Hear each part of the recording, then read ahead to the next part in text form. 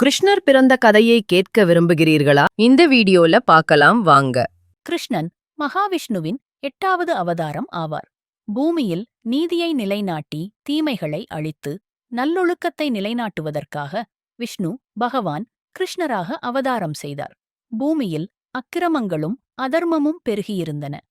தேவகியின் சகோதரனான கம்சன் ஒரு கொடூரமான மன்னராக இருந்தான். மகாவிஷ்ணு வசுதேவர் மற்றும் தேவகியின் மகனாக கிருஷ்ணராக அவதாரம் செய்தார்.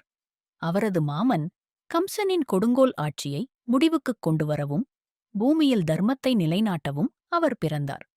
கம்சனின் 7வது மகனான பலராமன் பிறந்த பிறகு கம்சனின் கோபத்தில் தேவகியும் வசுதேவரும் சிறையில் அடைக்கப்பட்டனர்.